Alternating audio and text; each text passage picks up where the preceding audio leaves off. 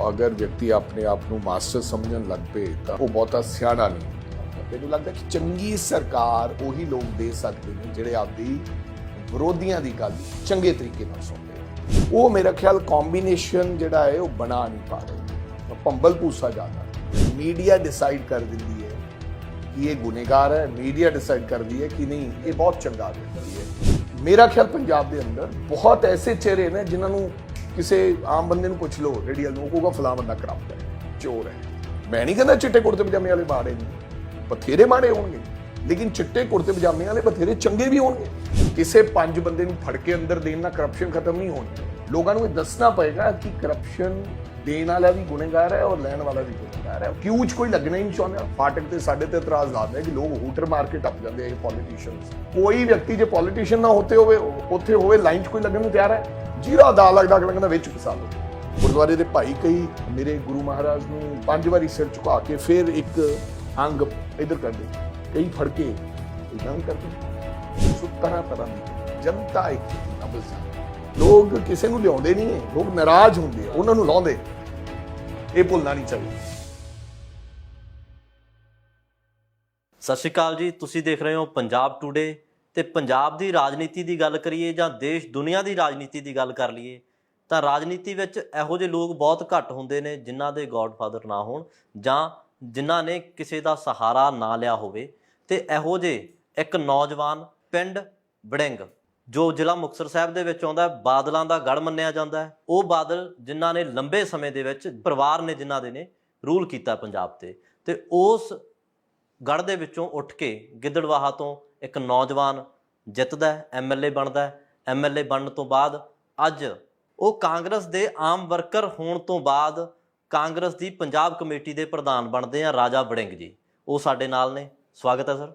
ਸਤਿ ਸ਼੍ਰੀ ਅਕਾਲ। Thank you Amandeep ਜੀ, ਬਹੁਤ ਬਹੁਤ ਤੁਹਾਡਾ ਧੰਨਵਾਦ। ਸਰ, ਰਾਜਾ ਸੋਥਾ ਰਾਜਨੀਤੀ 'ਚ ਆਇਆ ਸੀ ਜਾਂ ਰਾਜਾ ਵੜਿੰਗ? ਲੋਕ ਮੈਨੂੰ ਪਹਿਲਾਂ ਰਾਜਾ ਸੋਥਾ ਦੇ ਨਾਮ ਨਾਲ ਜਾਣਦੇ ਸੀ।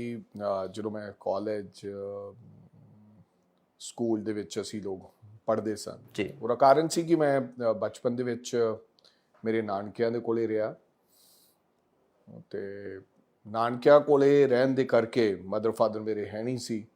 ਸੋ ਇਸ ਕਰਕੇ ਕੁਝ ਲੋਕ ਇਹ ਜਾਣਨ ਲੱਗ ਪਏ ਕਿ ਸ਼ਾਇਦ ਇਹ, ਕਿਉਂਕਿ ਉਹਨਾਂ ਦਾ ਪਿੰਡ ਸੋਥਾ ਸੀ, ਕਿ ਇਹ ਰਾਜਾ ਸੋਥਾ ਹੀ ਹੈ। ਸੋ ਫਿਰ ਹੌਲੀ ਹੌਲੀ ਰਾਜਨੀਤੀ ਦੇ ਵਿੱਚ ਫਿਰ ਅਸੀਂ ਬਲਾਕ ਪੱਧਰ ਤੋਂ ਉੱਠ ਕੇ ਫਿਰ ਜ਼ਿਲ੍ਹੇ ਤੱਕ, ਫਿਰ ਪੰਜਾਬ ਤੱਕ, ਫਿਰ ਯੂਥ ਕਾਂਗਰਸ, ਫਿਰ ਆਲ ਇੰਡੀਆ ਲੈਵਲ।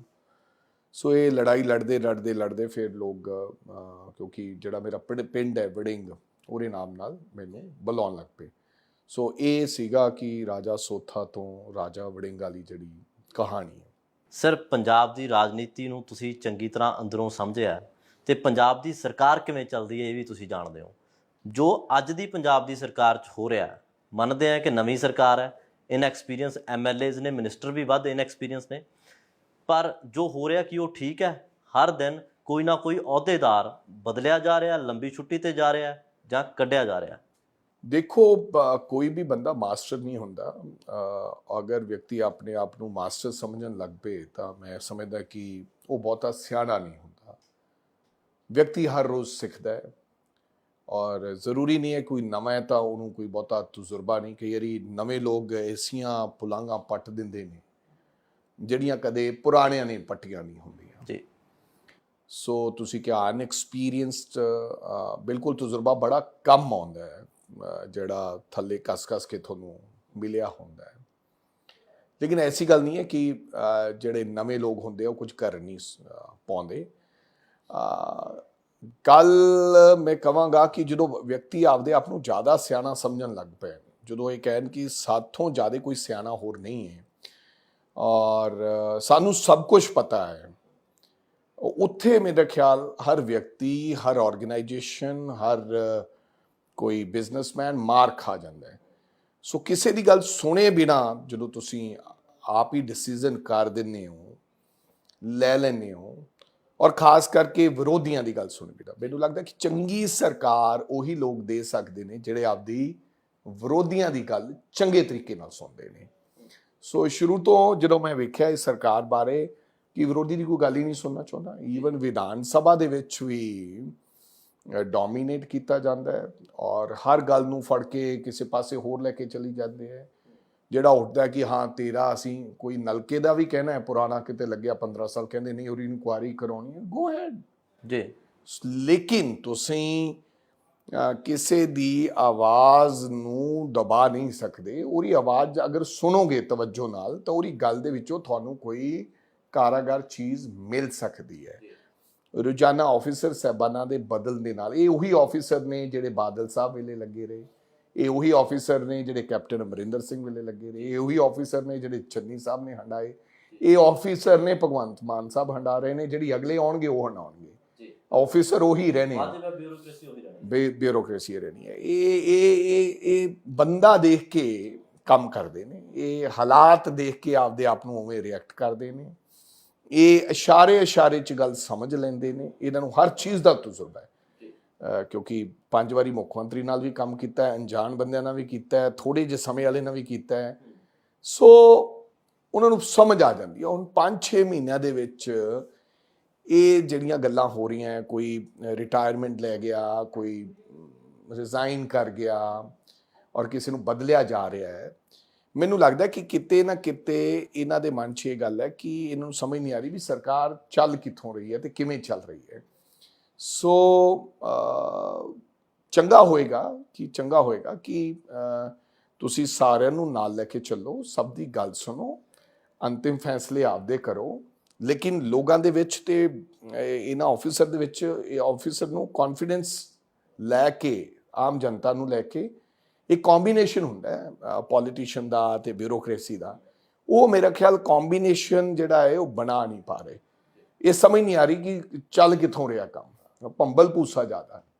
ਸਰ, ਇੱਕ ਕਰਪਸ਼ਨ ਦੇ ਖਿਲਾਫ ਇਹਨਾਂ ਨੇ ਐਕਸ਼ਨ ਕਰਨ ਦੀ ਬਹੁਤ ਵਾਹਵਾਹੀ ਖੱਟੀ ਹੈ ਕਿ ਜੀ ਅਸੀਂ ਕਰਪਸ਼ਨ ਦੇ ਖਿਲਾਫ ਐਕਸ਼ਨ ਕਰ ਰਹੇ ਹਾਂ, ਤੇ ਜੋ ਵੀ ਲੋਕ ਸੀ, ਚਾਹੇ ਉਹ ਮੰਤਰੀ ਹੋਣ, MLA ਹੋਣ ਜਾਂ ਕਿਸੇ ਵੀ ਅਹੁਦੇ ਤੇ ਹੋਣ ਜਾਂ ਆਫਿਸਰ ਹੋਣ, ਅਸੀਂ ਉਹਨਾਂ ਤੇ ਐਕਸ਼ਨ ਲੈ ਰਹੇ ਹਾਂ।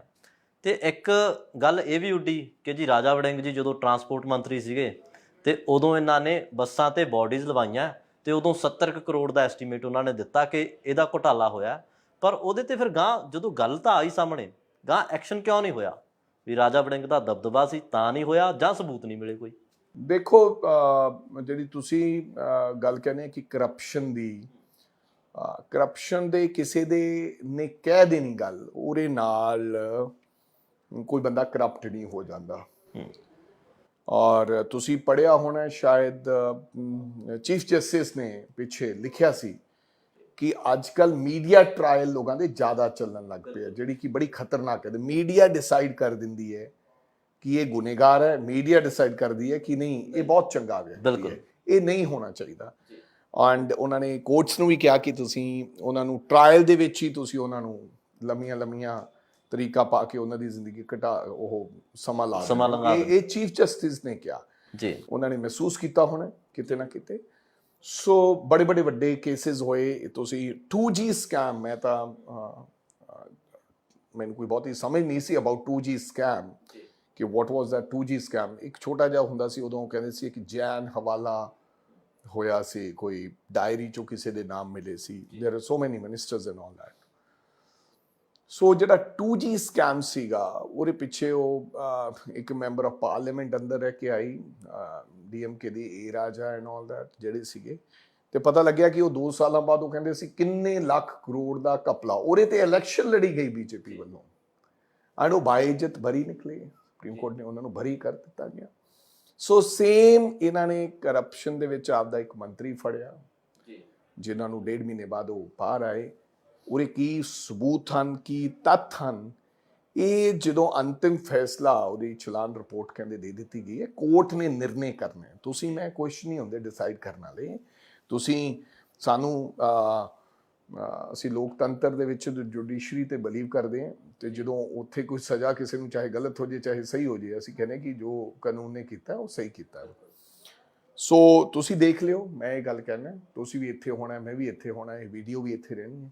ਤੇ ਜਿਹੜਾ ਮਿਸਟਰ ਸਿੰਗਲਾ ਫੜਿਆ ਸੀ ਉਹ ਬਾਇਜ਼ਤ ਬਰੀ ਹੋ ਜਾਏਗਾ, ਕਿਉਂਕਿ ਉਹਦੇ ਉੱਥੇ ਕੋਈ ਤੱਥ ਨਹੀਂ ਹੈ, ਸਬੂਤ ਨਹੀਂ ਹੈ। ਲੇਕਿਨ ਇੱਕ ਗੱਲ ਚੱਲੀ ਕਿ ਫਲਾਣੇ ਨੂੰ ਫੜ ਲਿਆ, ਫਲਾਣਾ ਮਿਨਿਸਟਰ ਸੀਗਾ, ਅਸੀਂ ਇੱਕ ਨਵਾਂ ਸੁਨੇਹਾ ਦਿੱਤਾ ਹੈ, ਪੂਰੇ ਦੇਸ਼ ਭਰ ਦੇ ਵਿੱਚ ਇੱਕ ਸੁਨੇਹਾ ਦਿੱਤਾ ਹੈ ਕਿ ਬੇਸ਼ੱਕ ਕੋਈ ਆਪਦਾ ਵਿਅਕਤੀ ਹੋਵੇ, ਅਸੀਂ ਉਹਨੂੰ ਵੀ ਛੱਡਾਂਗੇ ਨਹੀਂ, ਬਟ ਇਹ ਤਾਂ ਆਉਣ ਵਾਲਾ ਸਮੇਂ ਦੱਸੇਗਾ ਕਿ that was a political stunt ਔਰ ਕੋਈ ਉਹਦੇ ਅੰਦਰ ਸਬੂਤ ਸੀਗਾ। ਜੇ ਉਹ ਬਾਇਜ਼ਤ ਬਰੀ ਹੋ ਜਾਂਦਾ ਹੈ, ਦੈਟ ਮੀਨਸ ਕਿ ਉਹ ਇੱਕ ਪੋਲੀਟੀਕਲ ਸਟੰਟ ਹੈ ਕਿ ਗੁਜਰਾਤ ਦੇ ਚੁਣਾਵ ਲੜਨੇ ਹੈ।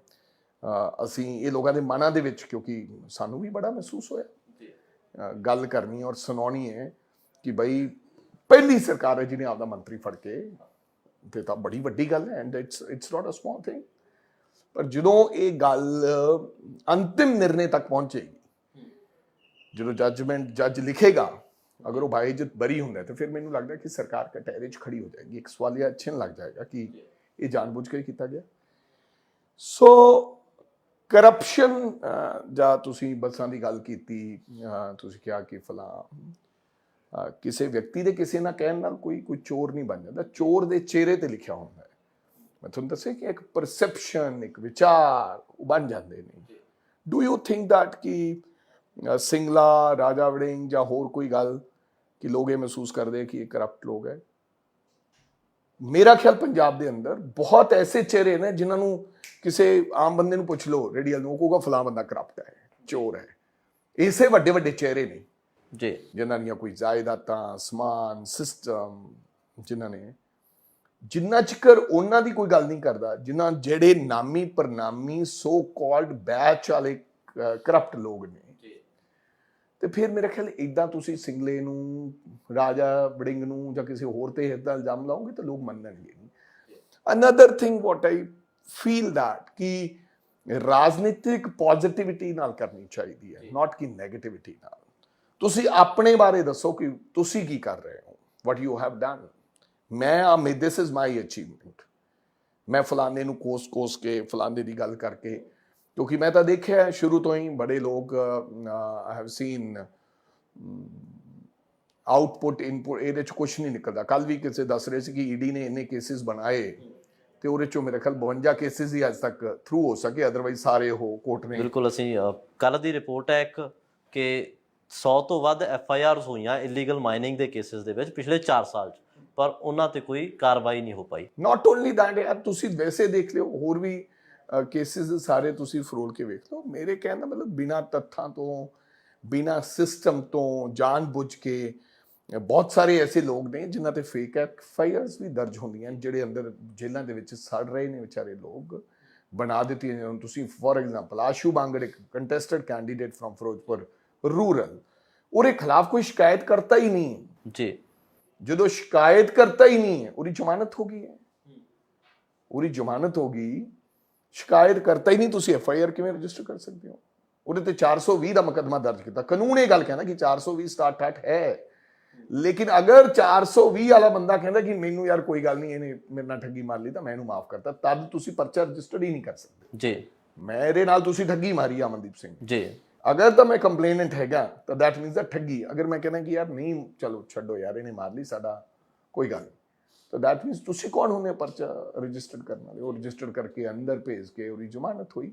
ਸੋ ਵੈਂਡੇਟਾ ਪੋਲਿਟਿਕਸ ਮੈਨੂੰ ਲੱਗਦਾ ਨਹੀਂ ਹੋਣੀ ਚਾਹੀਦੀ। ਹਾਂ, ਕੋਈ ਤੱਥ ਸਬੂਤ ਦੇ ਆਧਾਰ ਤੇ ਕੋਈ ਗੱਲ ਹੈ, ਤੁਰੀ ਜਾਂਦੀ ਚੀਜ਼ ਕਹਿ ਦਿਓ। ਆ ਤੁਹਾਡੇ ਚੈਨਲ ਵਾਲੇ ਬੜੀਆਂ ਬਾਰੇ ਪੁਰਾਣਾ ਜਿਹੜੀ ਸੀਗਾ ਮਿਸਟਰ ਜੈਨ ਦਾ, ਉਹਨਾਂ ਬਾਰੇ ਬੜੀਆਂ ਕਹਾਣੀਆਂ ਸੀ।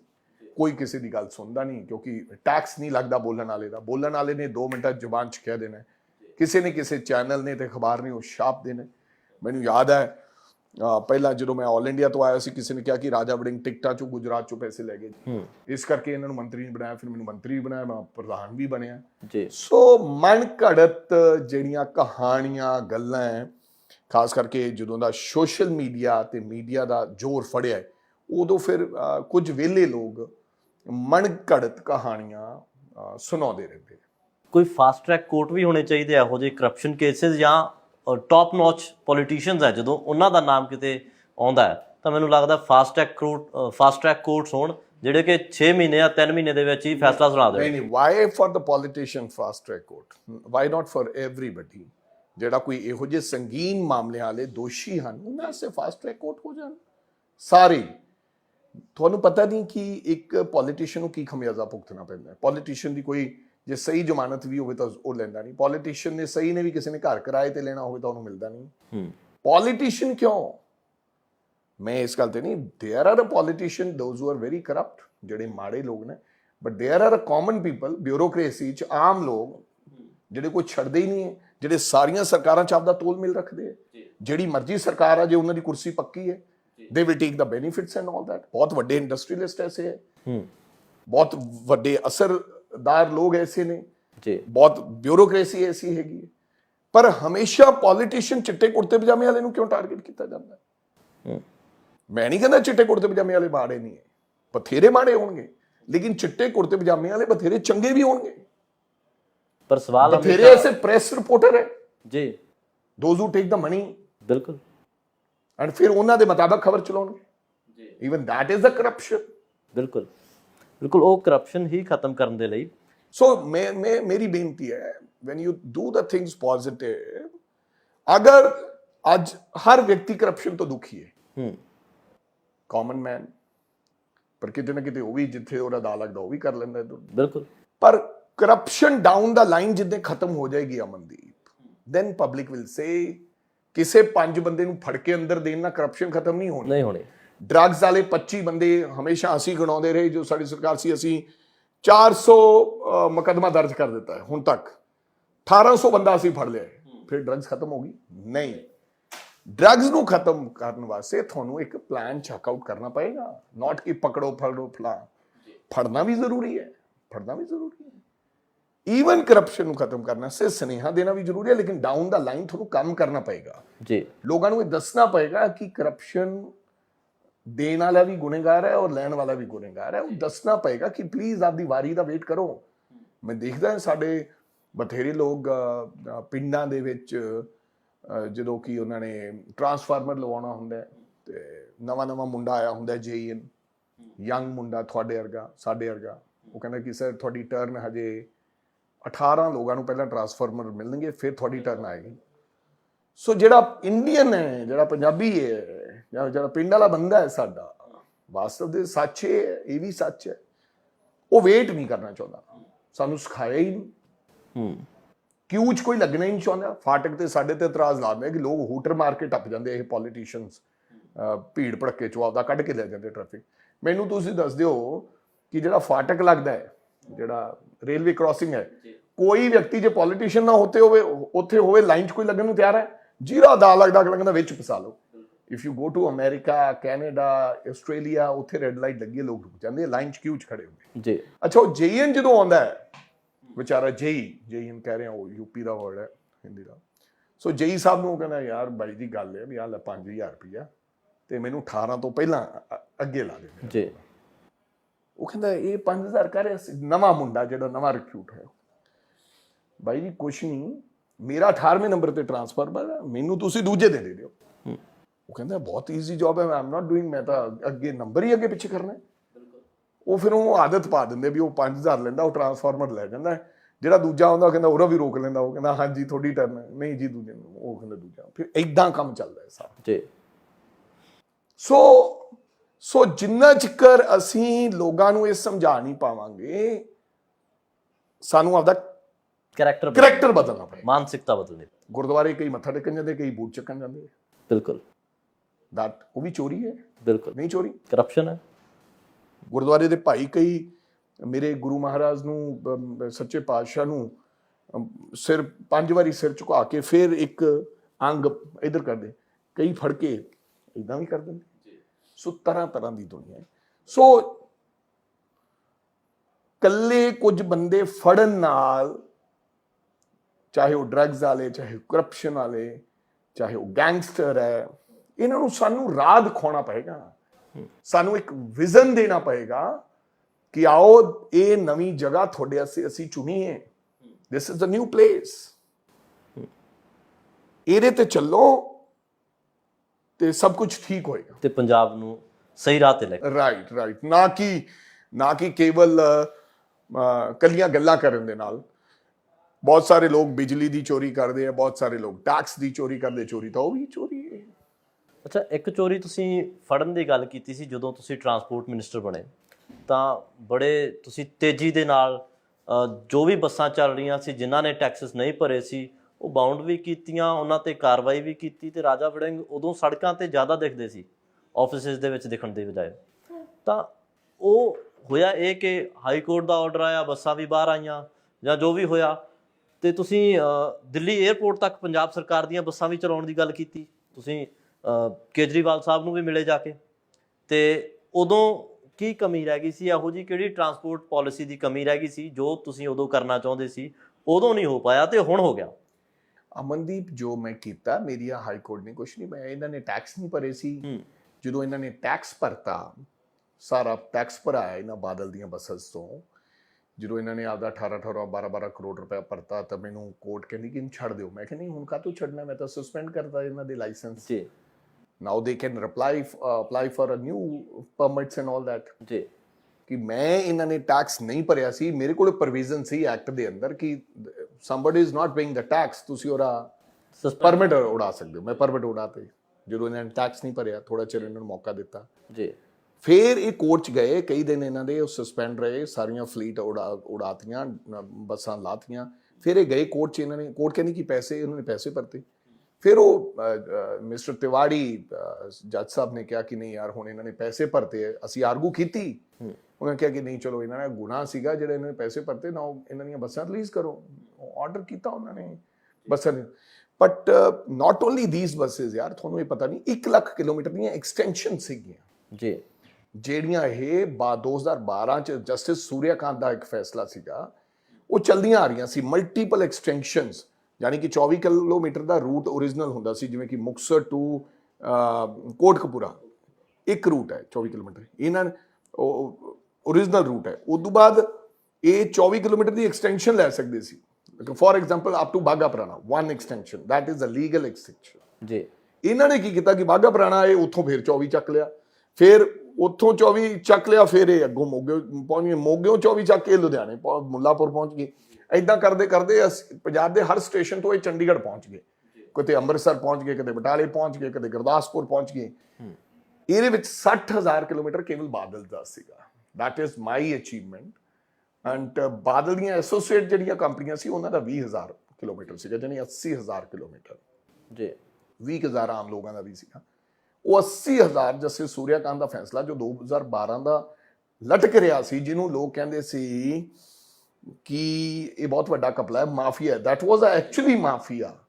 ਉਹ ਮਾਫੀਆ ਸੀਗਾ, ਉਹਨੂੰ ਕੋਈ ਲਾਗੂ ਨਹੀਂ ਕਰ ਸਕਿਆ। ਅਮਰਿੰਦਰ ਸਿੰਘ ਨੇ ਵੀ ਕਿਹਾ ਸੀਗਾ, ਮੈਂ ਖੜਾ ਹੋ ਕੇ ਕਿਆ ਉਥੇ ਵਿਧਾਨ ਸਭਾ ਦੇ ਵਿੱਚ, ਜੀ, ਪਰ ਉਹ ਕੈਂਸਲ ਨਹੀਂ ਕਰ ਸਕਿਆ। ਮੈਂ ਆਉਂਦਿਆਂ ਸਾਰ ਵਿਦਿਨ 7 ਡੇਜ਼ ਉਹ ਆਰਡਰ ਅਪੀਲ ਕਰਤਾ, ਉਹ ਹਾਈ ਕੋਰਟ ਚਲੇ ਗਏ। ਹਾਈ ਕੋਰਟ ਨੇ ਕਿਹਾ ਕਿ ਸਟਾਰਟ 'ਚ ਜਾਓ, ਦੇਰ ਇਜ਼ ਅ ਟ੍ਰਿਬਿਊਨਲ ਸਾਡੀ ਹੀ ਟਰਾਂਸਪੋਰਟ ਦਾ, ਜਿਹਦੇ 'ਚ ਸੈਸ਼ਨ ਸਿਟਿੰਗ ਜੱਜ ਔਰ ਇਹ ਜੱਜ ਹੁੰਦਾ, ਉੱਥੇ ਚੱਲਿਆ। ਅਸੀਂ ਵੀ ਗਏ, ਉਹਨਾਂ ਦੇ ਵਕੀਲ ਸਾਹਿਬਾਨ ਆਏ, ਉਹਨਾਂ ਨੇ ਪੰਜਾਬ ਦੇ ਸਭ ਤੋਂ ਮਹਿੰਗੇ ਵਕੀਲ ਹਾਇਰ ਕੀਤੇ, ਟੌਪ ਆਫ ਦੀ ਲਾਈਨ, ਅੱਡ ਏਜੰਸੀਆਂ ਕੰਪਨੀਆਂ ਦੇ ਮਾਲਕਾਂ ਨੇ। ਲੇਕਿਨ ਅਸੀਂ ਹਾਈ ਕੋਰਟ ਤੋਂ ਫਿਰ ਦੁਬਾਰਾ ਹਾਈ ਕੋਰਟ 'ਚ ਗਏ ਕਿ ਇਹਨੂੰ ਲੰਬਾ ਨਾ ਕੀਤਾ ਜਾਵੇ, ਜੋ ਵੀ ਫੈਸਲਾ ਦੇਣਾ ਸਟਾਰਟ ਟਾਈਮ ਬਾਉਂਡ ਪੀਰੀਅਡ 'ਚ ਕਰੇ, 15 ਦਿਨਾਂ 'ਚ। ਉਹਨਾਂ ਨੇ ਉਹ ਲਾਗੂ ਕਰਤਾ। ਉਹ ਸੁਪਰੀਮ ਕੋਰਟ 'ਚ ਗਏ ਸਾਡੇ ਖਿਲਾਫ, ਲੇਕਿਨ ਸਟਾਰਟ ਦਾ ਫੈਸਲਾ 48 ਪੇਜਾਂ ਦਾ ਸਾਡੇ ਹੱਕ 'ਚ ਆਇਆ, ਤੇ ਉਹ ਸਾਰੀਆਂ ਮੈਂ ਲੱਖ ਕਿਲੋਮੀਟਰ ਦੀਆਂ ਐਕਸਟੈਂਸ਼ਨ ਜਿਹੜੀਆਂ ਉਡਾਤੀਆਂ। ਦੇ ਆਰ ਨਾਟ ਰਨਿੰਗ ਹੁਣ। ਉਹ ਫੇਲ ਉੱਥੇ ਕੀਤੇ, ਤਾਂ ਹੀ ਉਹ ਚੀਕਾਂ ਮਾਰਦੇ ਸਾਰੇ ਜਿਹੜੇ ਇਹ ਵੱਡੇ ਟਰਾਂਸਪੋਰਟਰ। ਹਾਂ, ਕਿਉਂਕਿ ਹੁਣ ਉਹ ਕੱਟੇ ਗਏ, ਉਹ ਫੈਸਲਾ ਹੋ ਗਿਆ। ਉਸ ਤੋਂ ਬਾਅਦ ਉਹਨਾਂ ਦੀ ਕੋਈ ਅਪੀਲ ਵੀ ਨਹੀਂ ਹੋਈ ਤੇ ਉਹਦੇ ਤੇ ਕੋਈ ਸਟੇ ਵੀ ਨਹੀਂ ਹੋਇਆ। ਫਿਰ ਟਾਈਮ ਟੇਬਲ ਦਾ ਬੜਾ ਵੱਡਾ ਮਸਲਾ ਸੀ। ਜੀ, ਆਉਂਦਿਆਂ ਸਾਰ ਅਸੀਂ ਟਾਈਮ ਟੇਬਲ ਬਦਲੇ। ਇਹਨਾਂ ਕੋਲੇ 8 ਮਿੰਟ ਸੀ, ਸਰਕਾਰੀ ਬੱਸਾਂ ਕੋਲੇ 2 ਮਿੰਟ ਸੀ। ਉਹ ਸਾਰੇ ਇਕੁਅਲ ਕਰਤੇ। ਕੁਝ ਹੁਣ ਨਵੇਂ ਪਰਮਿਟਸ ਪਏ, ਉਹਨਾਂ ਨੇ ਹੁਣ ਦੁਬਾਰੇ ਟਾਈਮ ਟੇਬਲ ਵੀ ਬਣਾਏ, ਜੀ, ਲੇਕਿਨ ਉਹ ਇਕੁਅਲ ਕਰਤੇ। ਇਸ ਕਰਕੇ ਉਹ ਜਿਹੜਾ ਮਾਫੀਆ ਸੀ ਉਹ ਚੀਕਾਂ ਮਾਰਦਾ। ਜਿਹੜੀ ਗਈ ਦਿੱਲੀ ਵਾਲੀ ਗੱਲ, ਜੀ, ਦਿੱਲੀ ਦੀ ਤਾਂ ਦੇਖੋ ਤੁਸੀਂ, ਇਹ ਦੇਖੋ ਵੀ ਦਿੱਲੀ ਦੇ ਵਿੱਚ ਹੁਣ ਕੇਂਦਰ 'ਚ ਬੀਜੇਪੀ ਦੀ ਸਰਕਾਰ ਹੈ। 8 ਸਾਲਾਂ ਤੋਂ ਮਗਰਲੇ ਕੇਜਰੀਵਾਲ ਸਾਹਿਬ ਦੀ ਸਰਕਾਰ ਹੈ ਦਿੱਲੀ ਦੇ ਵਿੱਚ।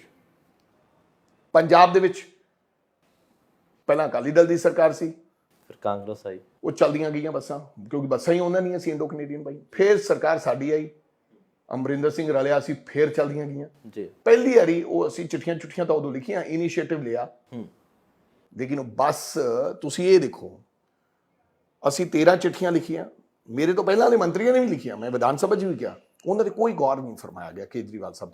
ਦਿੱਲੀ ਦੇ ਵਿੱਚ ਕੇਂਦਰ 'ਚ ਭਾਜਪਾ ਹੈ, ਦਿੱਲੀ 'ਚ ਕੇਜਰੀਵਾਲ ਸਾਹਿਬ ਹੈ, ਇਹ ਫੈਸਲਾ ਫਿਰ ਹੁਣ ਕਿਉਂ ਲਿਆ ਗਿਆ? ਉਦੋਂ ਹੀ ਕਿਉਂ ਨਾ ਲਿਆ ਗਿਆ? ਹੂੰ 13 ਚਿੱਠੀਆਂ ਔਨ ਰਿਕਾਰਡ ਭੇਜੀਆਂ, ਉਹਦਾ ਕੋਈ ਜਵਾਬ ਨਹੀਂ ਦਿੱਤਾ। ਸੇਮ ਸੀਕੁਐਂਸ ਹੈ। ਤੇ ਜੇ ਹੁਣ ਫੈਸਲਾ ਕੇਜਰੀਵਾਲ ਸਾਹਿਬ ਲੈਣ ਦੀ ਹਿੰਮਤ ਰੱਖਦੇ ਸੀ ਵੀ ਬੱਸਾਂ ਹੁਣ 에ਅਰਪੋਰਟ ਤੱਕ ਜਾਣਗੀਆਂ ਜੀ, ਉਦੋਂ ਕਿਉਂ ਨਹੀਂ ਲਿਆ? ਉਹ ਸਾਰਾ ਖੇਲ ਸੀਗਾ, ਸਿਸਟਮ ਸੀਗਾ, ਇਨਵੋਲਵਮੈਂਟ ਸੀਗਾ ਆਪਸ ਵਿੱਚ ਜਿਹੜਾ ਹੈਗਾ। ਸੋ ਇਸ ਕਰਕੇ ਨਹੀਂ ਹੁਣ ਇਹਨਾਂ ਨੇ ਆਪਦੇ, ਕਿਉਂਕਿ 6 ਮਹੀਨੇ ਤਾਂ ਪਹਿਲਾਂ ਮੈਂ ਵੀ ਤਵੱਜੋ ਕੀਤੀ ਸੀ, 3 ਮਹੀਨੇ 4 ਮਹੀਨੇ ਜਦੋਂ ਪਹਿਲਾਂ ਆਇਆ ਸੀ ਮੈਂ ਇਹਦੀ ਲੜਾਈ ਲੜੀ, ਤੇ 6 ਮਹੀਨੇ ਦਾ ਇਨਸਪੈਨ ਵੀ ਤੁਸੀਂ ਟਪਾਤਾ। ਉਦੋਂ ਵੀ ਤੁਸੀਂ ਫੌਜ 'ਚ ਤੁਸੀਂ ਇਹ ਨਹੀਂ ਕਹਿ ਸਕਦੇ ਵੀ ਰਾਜੇ ਵੜਿੰਗ ਨੇ ਤਾਂ ਉਹਦੇ ਤੇ ਉਪਰਾਲਾ ਕੀਤਾ, ਮੈਂ ਤਾਂ ਤੁਹਾਨੂੰ ਮਗਰ ਗਿਆ, ਤੁਹਾਡੇ ਹੱਥ ਜੋੜੇ। ਹਾਂ, ਤੁਸੀਂ ਇਹੋ ਜਿਹਾ ਕੀ ਹੋਇਆ ਸੀ ਕਿ ਤੁਸੀਂ ਉੱਥੇ ਗਏ ਸੀ, ਕੇਜਰੀਵਾਲ ਸਾਹਿਬ ਨੂੰ ਮਿਲਣ ਗਏ ਸੀ, ਤੇ ਤੁਸੀਂ ਮੇਰੇ ਖਿਆਲ ਉਹਨਾਂ ਦੇ ਦਫ਼ਤਰ ਦੇ ਬਾਹਰ ਸ਼ਾਇਦ ਕੋਰੀਡੋਰ 'ਚ ਮਿਲੇ ਹੋਵੋਗੇ ਉਹਨਾਂ ਨੂੰ, ਉਹਨਾਂ ਨੇ ਕਿਹਾ ਸੀਗਾ ਕਿ ਤੁਸੀਂ ਟਾਈਮ ਲੈ ਕੇ ਨਹੀਂ ਆਏ, ਤੇ ਇਹੋ ਜਿਹਾ ਕੀ ਹੋਇਆ ਸੀ ਕਿ ਤੁਸੀਂ ਗਏ ਹੋ ਟਾਈਮ ਲੈ ਕੇ ਨਹੀਂ ਗਏ ਜਾਂ ਉਹਨਾਂ ਨੇ ਟਾਈਮ ਦਿੱਤਾ ਨਹੀਂ? ਨਹੀਂ ਅਮਨਦੀਪ ਯਾਰ, ਉੱਥੇ ਟਾਈਮ ਤਾਂ ਅਸੀਂ ਪੁੱਛਿਆ ਕਿ ਅਸੀਂ ਚੀਫ ਮਿਨਿਸਟਰ ਅਵੇਲੇਬਲ ਨੇ, ਅਸੀਂ ਚਲੇ ਗਏ, ਉਹ ਉੱਥੇ ਮਿਲੇ ਨਹੀਂ, ਅਸੀਂ ਸਾਰਾ ਦਿਨ ਬਾਹਰ ਬਹਿ ਕੇ ਆ ਗਏ। ਫਿਰ ਉਸ ਤੋਂ ਬਾਅਦ ਚੀਫ ਮਿਨਿਸਟਰ ਆਏ ਹੋਏ ਸੀਗੇ ਕੇਜਰੀਵਾਲ ਸਾਹਿਬ, ਹਯਾਤ ਹੋਟਲ ਇੱਥੇ ਪ੍ਰੋਗਰਾਮ ਸੀਗਾ ਇਹਨਾਂ ਦਾ, ਕੋਈ ਅੰਮ੍ਰਿਤਸਰ ਇਹਨਾਂ ਦਾ, ਉੱਥੇ ਰੁਕੇ ਸੀ, ਮੈਂ ਉੱਥੇ ਉਹਨਾਂ ਨਾਲ ਮਿਲ ਲਿਆ ਸੀ ਜੀ। ਸੋ ਹੀ ਗਿਵ ਮੀ ਦਾ ਇੰਸ਼ੋਰੈਂਸ ਕਿ ਮੈਂ ਕਰਾਂਗਾ। ਚਲੋ ਮੇਰੇ ਕਹਿਣ ਦਾ ਮਤਲਬ ਯਾਰ ਤੁਸੀਂ ਕਰਤਾ, that's thank you so much for that ਜੀ, ਐਟਲੀਸਟ ਦੇਰ ਆਏ ਦੁਰਸਤ ਆਏ, thank you, but don't condemn the other one. So you said ਕਿ ਦੈਟ ਹੀ ਇਜ਼ ਦ ਗਾਏ ਜਿਹਨੇ ਪ੍ਰੋਸੀਡ ਕੀਤਾ, ਜਿਹਨੇ ਮੇਰੇ ਕੋਲ ਗਿਆ, ਮੇਰੇ ਦਿਮਾਗ 'ਚ ਸੀ ਇਹ ਗੱਲ ਕਿ ਯਾਰ ਇਸ ਮੁੰਡੇ ਨੇ ਉਹਨਾਂ ਦੀਆਂ ਬੱਸਾਂ ਫੜੀਆਂ, ਇਹਨੇ ਵਾਰ-ਵਾਰ ਰੌਲਾ ਪਾਇਆ, ਇਹ ਦਿੱਲੀ ਗਿਆ, ਫਿਰ ਮੈਨੂੰ ਇਹਨਾਂ ਨੇ ਇੱਥੇ ਬੁਲਾਇਆ, ਇਹਦੇ ਵਿੱਚ ਕੋਈ 2% ਮੇਰਾ ਵੀ ਯੋਗਦਾਨ ਹੋਏਗਾ। ਬਿਲਕੁਲ, ਤੁਸੀਂ ਕਹਿੰਦੇ ਹੋ ਕਿ ਦੈਟ ਅਸੀਂ ਸਟਾਰਟਡ, ਨੋ ਪ੍ਰੋਬਲਮ, ਟੇਕ ਅ ਕ੍ਰੈਡਿਟ, ਜਨਤਾ ਜਾਣਦੀ ਹੈ। ਸੋ ਮੈਂ ਫਿਰ ਇਹ ਕਹਿ ਰਿਹਾ ਕਿ ਜਨਤਾ ਨੋਜ਼ ਈਚ ਐਂਡ ਐਵਰੀਥਿੰਗ। ਤੁਸੀਂ ਦੇਖ ਲਓ, ਫੜ ਲਿਆ ਬੰਦਾ, ਮੰਤਰੀ ਫੜਿਆ, ਤੇ ਫਿਰ ਬੱਸਾਂ ਚਲਾਈਆਂ, ਤੇ ਫਿਰ ਫਲਾਂ ਕੀਤਾ, ਤੇ ਨਤੀਜਾ ਕੀ ਆਇਆ? ਪੀਪਲ ਨੋਜ਼ ਐਵਰੀਥਿੰਗ ਬਾਈ। ਉਹ ਹੁਣ ਤੁਹਾਡੇ ਮੂੰਹ ਤੇ ਨਹੀਂ ਕਹਿੰਦੇ, ਜਨਤਾ ਇੱਕ ਇੱਕ ਨਬਜ਼ ਜਾਣਦੀ ਹੈ, ਹਰ ਵਿਅਕਤੀ ਦੀ, ਕਾਂਗਰਸ ਦੀ, ਆਮ ਆਦਮੀ ਪਾਰਟੀ ਦੀ, ਕਦੇ ਕੋਈ ਨਹੀਂ ਸਮਝਦਾ। ਕੋਈ ਤੁਹਾਡਾ ਨੈਟਵਰਕ ਬੂਸਟਿੰਗ, ਕੋਈ ਸਿਸਟਮ, ਕੋਈ ਪਾਲਿਸੀ, ਕੋਈ ਪਲੈਨਰਸ, ਉਹ ਸਾਰੇ ਫੇਲ ਕਰ ਦਿੰਦੀ ਹੈ ਜਦੋਂ ਕਰਨੇ ਹੋਣ। ਵੱਡੀਆਂ ਪਾਰਟੀਆਂ ਦੇ ਫੇਲ ਕੀਤੇ, ਆਮ ਆਦਮੀ ਪਾਰਟੀ ਨੇ, ਹੁਣ ਆਮ ਆਦਮੀ ਪਾਰਟੀ ਨੂੰ ਫੇਲ ਕਰਕੇ ਉਹਨਾਂ ਨੇ ਇੱਕ ਆਮ ਬੰਦਾ ਜਿਹੜਾ ਕੋਈ ਨੈਟਵਰਕ ਨਹੀਂ ਉਹ ਜਿਤਾਤਾ ਜੀ। So they are not with that fellow. ਉਹ ਇਹਨਾਂ ਤੋਂ ਲੋਕ ਕਿਸੇ ਨੂੰ ਲਿਆਉਂਦੇ ਨਹੀਂ ਹੈ, ਲੋਕ ਨਾਰਾਜ਼ ਹੁੰਦੇ ਆ, ਉਹਨਾਂ ਨੂੰ ਲਾਉਂਦੇ ਜੀ। ਇਹ ਭੁੱਲਣਾ ਨਹੀਂ ਚਾਹੀਦਾ ਜੀ। ਬਿਲਕੁਲ, ਤੁਸੀਂ ਟਰਾਂਸਪੋਰਟ ਮੰਤਰੀ ਰਹਿੰਦੇ ਹੋਏ ਰੈਵਨਿਊ ਵਧਾਉਣ ਦੀ ਵੀ ਗੱਲ ਕੀਤੀ ਸੀ ਕਿ ਟਰਾਂਸਪੋਰਟ ਡਿਪਾਰਟਮੈਂਟ ਦਾ ਰੈਵਨਿਊ ਵੀ ਵਧਾਇਆ। ਯਾ ਵਧਾਇਆ ਨਹੀਂ ਯਾਰ, it was on the news, leading newspapers, Tribune newspaper. ਮੈਂ ਆਪਦੀ ਆਪ ਥੋੜੀ ਕਹਿਣਾ ਯਾਰ, ਮੈਂ ਤਾਂ ਪ੍ਰੈਸ ਕਾਨਫਰੰਸਿਸ ਕੀਤੀਆਂ ਔਰ ਜਿਹੜੇ ਲੀਡਿੰਗ ਨਿਊਜ਼ਪੇਪਰ ਸੀਗੇ ਉਹਨਾਂ ਨੇ ਦੱਸਿਆ। ਤੁਸੀਂ ਅੰਕੜੇ ਅੱਜ ਵੀ, ਉਹ ਤਾਂ ਅੰਕੜੇ ਨੇ, ਉਹ ਤਾਂ ਕੋਈ ਸ਼ੀਟਸ ਨਹੀਂ, ਉਹ ਤਾਂ ਕੋਈ ਉਹਨੂੰ ਤਾਰ-ਪੀੜੋ ਨਹੀਂ ਕਰ ਸਕਦਾ ਕਿ ਰੈਵਨਿਊ ਵਧਿਆ। ਆਫੀਸਰਸ ਵੀ ਉਹੀ ਨੇ ਤੇ ਸਭ ਕੁਝ ਰਿਕਾਰਡ ਦੇ ਵਿੱਚ ਹੈ। ਕੀ ਜੋ ਹੁਣ ਹੋ ਰਿਹਾ ਟਰਾਂਸਪੋਰਟ ਡਿਪਾਰਟਮੈਂਟ ਦੇ ਵਿੱਚ, ਜਿਵੇਂ ਸਟੰਟ ਕੀਤੇ ਜਾ ਰਹੇ ਆ, ਜਿਵੇਂ ਲੋਕ ਦੱਸਦੇ ਆ, ਸਵਾਲ ਚੱਕਦੇ ਆ ਲੋਕ ਕਿ ਜੋ ਦਿੱਲੀ ਤੱਕ ਬੱਸਾਂ ਚਲਾਈਆਂ, ਇਹਨਾਂ ਦਾ ਕੋਈ ਇਹਦੇ ਵਿੱਚ ਲੈਣ ਦੇਣ ਨਹੀਂ ਹੈ ਸਰਕਾਰ ਦਾ, ਜਾਂ ਸਰਕਾਰ ਉਸੇ ਤਰੀਕੇ ਨਾਲ ਕੰਮ ਕਰ ਰਹੀ ਹੈ ਜਿਹੜੇ ਤਰੀਕੇ ਨਾਲ ਹੋਣਾ ਚਾਹੀਦਾ? ਯਾਰ ਮੈਨੂੰ ਇਸ ਬਾਰੇ ਜਾਣਕਾਰੀ ਨਹੀਂ ਹੈ ਬਹੁਤੀ, ਮੈਂ ਉਹਦੇ ਤੇ ਕੋਈ ਬਹੁਤਾ ਗੌਰ ਨਹੀਂ ਫਰਮਾਇਆ, ਲੇਕਿਨ ਹਾਂ ਬੱਸਿਸ ਚੱਲੀਆਂ। ਪਿੱਛੇ ਜੇ ਇਹ ਨਿਊਜ਼ ਲੱਗੀ ਸੀ ਕਿ ਜਿਹੜੀ ਉਹਨਾਂ ਦੇ ਵਿੱਚ ਬੁਕਿੰਗ ਆ ਉਹ ਘੱਟ ਹੈ। I don't know what is the reason. ਕਹਿੰਦੇ ਕਿ ਪ੍ਰੋਪਰ ਏਅਰਪੋਰਟ ਵਾਲਿਆਂ ਨਾਲ ਹਜੇ ਗੱਲ ਨਹੀਂ ਕੀਤੀ ਕਿਉਂਕਿ ਉੱਥੇ ਇਹਨਾਂ ਨੂੰ ਪਾਰਕਿੰਗ ਸਪੇਸ ਨਹੀਂ ਲਈ। ਜਦ ਕਿ ਮੈਂ ਉਦੋਂ ਦੇ ਮੰਤਰੀ ਨੂੰ ਵੀ ਲਿਖਿਆ ਸੀ, ਦੇ ਸੈਡ ਕਿ ਕਿਉਂਕਿ ਜੋਤੀਰਾਜੇ ਸਿੰਧੀਆ ਪਹਿਲਾਂ ਕਾਂਗਰਸ 'ਚ ਹੁੰਦੇ ਸੀਗੇ, ਨਾਓ ਹੀ ਇਜ਼ ਐਵੀਏਸ਼ਨ ਮਿਨਿਸਟਰ। ਸੋ ਕੋਈ ਇਹੋ ਜਿਹਾ ਝੰਜਟ ਵਿੱਚ ਆਪਸ ਵਿੱਚ ਚੱਲ ਰਿਹਾ ਹੈ। ਕੁਛ ਟਰਾਂਸਪੋਰਟਰ ਵੀ ਇਹ ਵੀ ਗੱਲ ਕਰ ਰਹੇ ਨੇ ਜਿਹੜੀਆਂ ਕਿਲੋਮੀਟਰ ਸਕੀਮਸ 'ਤੇ ਬੱਸਾਂ ਹੁਣ ਪਾਈਆਂ ਜਾ ਰਹੀਆਂ ਉਹ ਨਹੀਂ ਹੋਣੀਆਂ ਚਾਹੀਦੀਆਂ। ਸੋ ਮੇਰੇ ਖਿਆਲ ਉਹਨਾਂ ਦੀ ਗੱਲ ਜਾਇਜ਼ ਵੀ ਹੈ। ਸੋ ਠੀਕ ਹੈ, ਜੋ ਵੀ ਸਰਕਾਰ ਕੰਮ ਕਰੀ। ਮੈਂ ਫਿਰ ਦੁਬਾਰਾ ਇਹ ਕਹਿਣਾ ਚਾਹੁੰਦਾ, ਕੰਡੈਮ ਕਰਨਾ ਬੜਾ ਸੌਖਾ ਹੈ। It's like this, condemning somebody ਕਿ ਫਲਾਂ ਦਾ ਯਾਰ ਬਹੁਤ ਮਾੜਾ ਹੈ। So I don't want to condemn anybody, but ਹਰ ਚੀਜ਼ ਦਾ ਵਿਰੋਧ ਨਹੀਂ ਕਰਨਾ। ਨਹੀਂ, ਹਰ ਚੀਜ਼ ਦਾ ਨਹੀਂ, ਕਿਸੇ ਚੀਜ਼ ਦਾ ਵਿਰੋਧ ਨਾ ਕਰੋ। ਤੁਸੀਂ ਆਪਦੀ ਚੀਜ਼ ਨੂੰ ਵਧੀਆ ਦੱਸੋ, ਆਪਦੀ ਚੀਜ਼ ਚੰਗੀ ਬਣਾ ਕੇ ਲਿਆਓ ਜੀ, ਸੋ ਦੈਟ ਲੋਕ ਉਹਨੂੰ, ਤੁਸੀਂ ਕਹੋ ਵੀ ਫਲਾਣੇ ਦੇ ਪਕੌੜੇ ਦਾ ਮਾੜੇ, ਇਹਦੇ ਤੇਲ ਵਾਲੇ ਤੇ ਖਰਾਬ ਹੈ, ਤੁਹਾਡੇ ਪਕੌੜੇ ਚੰਗੇ ਹੋਣੇ ਚਾਹੀਦੇ, ਤੁਹਾਡੀ ਦੁਕਾਨ ਤੇ ਆਪੇ। ਨਹੀਂ, ਮਾੜੇ ਦਾ ਵਿਰੋਧ ਤਾਂ ਤੁਹਾਨੂੰ ਕਰਨਾ ਪਊਗਾ। ਮੇਰੇ ਕਹਿੰਦੇ ਉਹ ਯਾਰ ਅੱਜ ਕੱਲ ਜਨਤਾ ਬੜੀ ਸੁਚੇਤ ਹੈ, ਉਹ ਮੇਰੇ ਮੂੰਹ ਚੋਂ ਨਹੀਂ ਸੁਣਨਾ ਚਾਹੁੰਦੀ ਜੀ। ਇਫ ਮੈਂ ਕਰੂੰਗਾ ਵਿਰੋਧ ਤਾਂ ਦੇ ਵਿਲ ਫੀਲ ਕਿ ਸ਼ਾਇਦ ਰਾਜਾ ਇਸ ਕਰਕੇ ਵਿਰੋਧ ਕਰ ਰਿਹਾ ਕਿ ਇਹ ਕਾਂਗਰਸ ਪਾਰਟੀ ਦਾ ਪ੍ਰਧਾਨ ਹੈ। ਜੇ ਕੋਈ ਆਮ ਵਿਅਕਤੀ ਜਦੋਂ ਜਨਤਾ ਕਰੇਗੀ ਵਿਰੋਧ ਤਾਂ ਦੈਟ ਕਾਲ ਆ ਵਿਰੋਧ ਕਿ ਵਾਕਈ ਇਹ ਗੱਲ ਸਹੀ। ਰਾਹੁਲ ਗਾਂਧੀ ਨੇ ਚੀਕ ਚੀਕ ਕੇ ਕਿਹਾ ਕਿ GST ਸਾਡੇ ਲਈ ਮਾੜੀ ਹੈ, ਨੋਟਬੰਦੀ ਮਾੜੀ ਹੈ। ਰਾਹੁਲ ਗਾਂਧੀ ਲਾਈਨਾਂ 'ਚ ਖੜੇ ਰਹੇ ਜਾਣਬੁੱਝ ਕੇ ਲੋਕਾਂ ਨੂੰ ਦੱਸਣ ਦੇ ਮਾਰੇ ਕਿ this is a bad thing, ਜਿਹੜੀ ਇਹ ਨਹੀਂ ਲੈ ਕੇ ਆਉਣੀ ਚਾਹੀਦੀ। 50 ਲੋਕ ਮਰ ਗਏ, लेकिन फिर लोगों ने क्या कि नहीं, प्रधानमंत्री कहा कि अभी मेरे को 50 दिन का समय दे दो। लेकिन लोगों ने हुण समझा कि यार नोटबंदी हुई, फायदा की होया, जाना चलियां गईयां। लोग उदों समझते सी कि अमीर गरीब हो जाएगा, गरीब अमीर हो जाएगा, सब इक्वालिटी आ जाएगी। इस करके लोग धम्मल नाल लाइनां च लगे रहे। लोगों ने परेशानियां भी चलियां, लेकिन सारा सारा दिन लाइनां चला के 2000 रुपए लेके आउंदे सी। पर राहुल गांधी जी जो कह रहे सी कि ये होने वाला है, नहीं सुने किसी ने। राहुल गांधी ने आख्या कि कोविड 'ਚ लोग, मेरे कहना मतलब कई बार साढ़े रौला पाने नाल शायद लोग ये फील करते हैं कि ओपोजिशन पार्टी केवल रौला पा रही है। ਜਦੋਂ ਪਤਾ ਲੱਗਦਾ ਹੌਲੀ ਹੌਲੀ ਤਾਂ ਫਿਰ ਉਹਨਾਂ ਨੂੰ ਲੱਗਦਾ ਕਿ ਨਹੀਂ ਸ਼ਾਇਦ ਸੱਚੀ ਗੱਲ ਕਰ ਰਹੀ ਸੀ। ਸੋ ਇਸ ਤਰ੍ਹਾਂ ਦੀ ਮੇਰੇ ਖਿਆਲ ਸਾਨੂੰ ਆਪਣੀ ਇਮੇਜ ਬਿਲਡ ਕਰਨੀ ਚਾਹੀਦੀ ਹੈ, ਨਾਟ ਕਿ ਕੰਡੈਮਿੰਗ ਅਦਰ ਪੀਪਲ। ਹਾਂ, ਜਿੱਥੇ ਕੋਈ ਹੈਗੀ ਹੈ ਉਹ ਤਰੀਕੇ ਨਾਲ ਤੁਸੀਂ ਆਪਦੀ ਗੱਲ ਜਨਤਾ ਦੇ ਸਾਹਮਣੇ ਮੀਡੀਆ ਦੇ ਰਾਹੀਂ ਤੁਹਾਡੇ ਰਾਹੀਂ ਦੱਸ ਦੇਣੀ ਚਾਹੀਦੀ। ਇੱਕ ਸਰ ਚੰਨੀ ਸਾਹਿਬ ਨਹੀਂ ਨਜ਼ਰ ਆ ਰਹੇ, ਸੌਰੀ ਟੂ ਸੇ, ਪਰ ਕਈ ਲੋਕਾਂ ਦਾ ਕਹਿਣਾ ਹੈ ਕਿ ਜੋ ਪੈਸਾ ਕਮਾਇਆ ਸੀ ਉਹਨਾਂ ਨੇ ਇਕੱਠਾ ਕੀਤਾ ਸੀ ਉਹਨੂੰ ਸੈਟਲ ਕਰਨ ਗਏ ਹੋਏ ਆ ਕਿਤੇ। ਫਿਰ ਮੈਂ ਤੁਹਾਨੂੰ ਕਹਿ ਰਿਹਾ ਕਿ ਇਟਸ ਆਲ ਅਬਾਊਟ ਜਿਹੜਾ ਕਈ ਲੋਕ ਕੌਣ ਜਿਹਦਾ ਜੀ ਕਰਦਾ ਜੋ ਮਰਜ਼ੀ ਕਹਿ ਸਕਦਾ ਹੈ। ਆਜ਼ਾਦ ਭਾਰਤ ਨੇ, ਇੱਥੇ ਲੋਕਤੰਤਰ ਹੈ, ਰਾਈਟ ਟੂ ਸਪੀਕ ਹੈ, anybody can say anything to anybody. ਕੋਈ ਕਿਸੇ ਨੂੰ ਰੋਕ ਤਾਂ ਸਕਦਾ ਨਹੀਂ, but I don't think so ਇਹੋ ਜਿਹੀ ਕੋਈ ਗੱਲ ਹੈ ਨਹੀਂ ਹੈ। ਪਰ ਹਾਂ ਇਹ ਜ਼ਰੂਰ ਕਹਾਂਗਾ ਹੁਣ ਜ਼ਿਆਦਾ ਸਮਾਂ ਹੋ ਗਿਆ, ਚੰਨੀ ਸਾਹਿਬ ਨੂੰ ਵਾਪਸ ਆ ਜਾਣਾ ਚਾਹੀਦਾ। ਕਹਿੰਦੇ ਅੱਖ ਦਾ ਕੋਈ ਆਪਰੇਸ਼ਨ ਵਗੈਰਾ ਕਰਵਾਉਣਾ ਸੀਗਾ। ਸੈਕਿੰਡ, ਆਈ ਵਾਸ ਪਰਸਨਲੀ ਫੀਲ ਕਿ ਮੁੱਖ ਮੰਤਰੀ ਤੋਂ ਬਾਅਦ ਫਿਰ ਜਦੋਂ ਇਸ ਤਰ੍ਹਾਂ ਦੇ ਹਾਲਾਤ ਹੋ ਜਾਣ ਤਾਂ ਬੰਦੇ ਨੂੰ ਥੋੜਾ ਫਿਰ ਦੁਬਾਰਾ ਰੂਟੀਨ 'ਚ ਆਉਣ 'ਚ ਟਾਈਮ ਲੱਗਦਾ। ਅਲਟੀਮੇਟਲੀ ਸਾਰੇ ਅਸੀਂ ਹਿਊਮਨ ਬੀਇੰਗ ਤਾਂ ਹੈਗੇ ਹਾਂ। ਸੋ ਉਹਨਾਂ ਦੇ ਮਨ 'ਤੇ ਕੀ ਗੁਜ਼ਰ ਰਹੀ ਹੈ ਜਾਂ ਕੀ ਹੋਇਆ ਉਹਨਾਂ ਦੇ ਨਾਲ, ਕਿ ਕੀ ਭਾਵਨਾ ਮੈਂ ਐਵੇਂ ਕੁਝ ਕਹਿ ਦਿਆਂ, ਕਿਉਂਕਿ ਛੋਟੀ ਜਿਹੀ ਗੱਲ ਬੰਦੇ ਨੂੰ ਕਿਸੇ ਨੂੰ ਬੰਦੇ ਨੂੰ ਲੱਗਦਾ ਕਿ ਫਲਾਂ ਬੰਦਾ ਜੋ ਦੇਖ ਰਿਹਾ ਹੁੰਦਾ ਉਹ ਹੁੰਦਾ ਨਹੀਂ ਹੈ, ਉਹ ਹੁੰਦਾ ਨਹੀਂ ਹੈ ਜੋ ਦੇਖ ਰਿਹਾ ਹੁੰਦਾ ਹੈ। ਸੋ ਉਹ ਨਹੀਂ ਹੈ। ਮੈਂ ਤਾਂ ਤੁਹਾਡੇ ਰਾਹੀਂ ਇਹੀ ਕਹਾਂਗਾ ਕਿ ਉਹ ਆਉਣ ਜਲਦੀ, ਬਟ ਆਈ ਥਿੰਕ ਉਹਨਾਂ ਦੇ ਮਨ ਨੂੰ ਥੋੜਾ ਕਿਤੇ ਨਾ ਕਿਤੇ ਠੇਸ ਵੀ ਪਹੁੰਚੀ ਹੈ ਤੇ ਨਾਲ ਹੀ ਨਾਲ ਉਹਨਾਂ ਦੀ ਅੱਖ ਦਾ ਆਪਰੇਸ਼ਨ ਵੀ ਸੀਗਾ ਔਰ ਹੁੰਦੀ ਹੈ। ਕਾਂਗਰਸ ਦੇ ਵਿੱਚ ਹੈਗੇ ਆ? Of course he is in Congress. ਅੱਛਾ, ਉਮੀਦ ਹੈ ਕਿ ਚੰਨੀ ਜੀ ਆਉਣਗੇ ਵਾਪਸ? ਉਮੀਦਾਂ ਨਾਲ ਹੀ ਜ਼ਿੰਦਗੀ ਟੱਪਦੀ ਹੈ।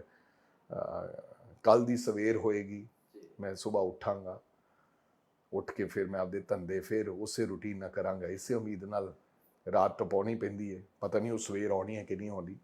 ਯੂ ਡੋਂਟ ਨੋ ਕਿ ਕੱਲ ਚੜ੍ਹਨਾ ਹੈ ਕਿ ਨਹੀਂ ਚੜ੍ਹਨਾ, ਪਰ ਉਮੀਦਾਂ ਨਾਲ ਹੀ ਜ਼ਿੰਦਗੀ ਟੱਪਦੀ ਹੈ। ਇੱਕ ਆਖਰੀ ਸਵਾਲ ਹੈ ਸਰ, ਪੰਜਾਬ ਦੇ ਕਿਸਾਨਾਂ ਨੂੰ ਲੈ ਕੇ ਜੋ ਚੱਲ ਰਿਹਾ ਹੈ, MSP ਪੈਨਲ ਬਣਾਇਆ ਗਿਆ ਪਰ ਪੰਜਾਬ ਦੇ ਕਿਸਾਨਾਂ ਨੂੰ, ਪੰਜਾਬ ਦੇ ਕਿਸਾਨ ਲੀਡਰਾਂ ਨੂੰ ਉਹਦੇ ਵਿੱਚ ਸ਼ਾਮਿਲ ਨਹੀਂ ਕੀਤਾ ਗਿਆ। ਅਤੇ ਉਹਦੇ ਲਈ ਕੀ ਹੁਣ ਆਲ ਪਾਰਟੀ ਮੀਟਿੰਗ ਹੋਊਗੀ ਜਾਂ ਸਾਰੀਆਂ ਪਾਰਟੀਆਂ ਰਲ ਕੇ ਉਸ ਹੱਕ ਲਈ ਬੋਲਣਗੀਆਂ? ਹਾਂ, ਬੋਲਣਾ ਵੀ ਚਾਹੀਦਾ ਹੈ। ਮੈਨੂੰ ਲੱਗਦਾ ਕਿ ਇਹ ਸਰਾਸਰ ਧੱਕਾ ਕੀਤਾ ਗਿਆ ਪੰਜਾਬ ਦੇ ਲੋਕਾਂ ਦੇ ਨਾਲ, ਕਿਉਂਕਿ ਪੰਜਾਬ ਦੇਸ਼ ਦਾ ਅੰਨਦਾਤਾ ਰਿਹਾ ਹੈ। ਪੰਜਾਬ ਦੇਸ਼ ਦੇ ਲੋਕਾਂ ਦਾ ਢਿੱਡ ਭਰਦਾ ਰਿਹਾ ਹੈ, ਉਹਨਾਂ ਵੇਲੇ 'ਚ ਭਰਦਾ ਰਿਹਾ ਜਦੋਂ ਭੁੱਖਮਰੀ ਦਾ ਸ਼ਿਕਾਰ ਦੇਸ਼ ਹੋ ਗਿਆ ਸੀਗਾ। ਇਸੇ ਕਰਕੇ ਉਤਸ਼ਾਹਿਤ ਕਰਨ ਦੇ ਵਾਸਤੇ ਇਹ MSP ਦਿੱਤੀ ਗਈ ਸੀ, ਕਾਂਗਰਸ ਪਾਰਟੀ ਵੱਲੋਂ ਦਿੱਤੀ ਗਈ ਸੀ ਉਸ ਵੇਲੇ, ਕਿ ਤੁਸੀਂ MSP ਤੁਹਾਨੂੰ ਦਿੰਦੇ ਆ, ਤੁਹਾਨੂੰ ਪੱਕਾ ਮੁੱਲ ਦਿੰਦੇ ਆ, ਅਤੇ ਦੁਬਾਰਾ ਤੁਸੀਂ ਫਸਲਾਂ ਬੀਜੋ, ਕਿਉਂਕਿ ਪੰਜਾਬੀ ਮਿਹਨਤੀ ਹੈ ਜੀ, ਬੀਜੇ ਅਤੇ ਪੰਜਾਬ ਦੇਸ਼ ਦੇ ਲੋਕਾਂ ਦਾ ਢਿੱਡ ਭਰੇ। ਔਰ ਬਦਕਿਸਮਤੀ ਦੇ ਨਾਲ ਉਸ ਅੰਨਦਾਤਾ ਨੂੰ ਸੜਕਾਂ 'ਤੇ ਬਹਿਣਾ ਪਿਆ। ਕਾਨੂੰਨ ਬਣਾ ਦਿੱਤੇ ਗਏ ਔਰ ਕਾਨੂੰਨ ਉਹਨਾਂ ਦਿੱਤਾ ਲੋਕਾਂ ਨੇ, ਬਾਬੂ ਲੋਕਾਂ ਨੇ ਬਣਾਤੇ ਜਿਨ੍ਹਾਂ ਨੂੰ ਖੇਤੀ ਬਾਰੇ ਕੋਈ ਪਤਾ ਨਹੀਂ ਹੈ।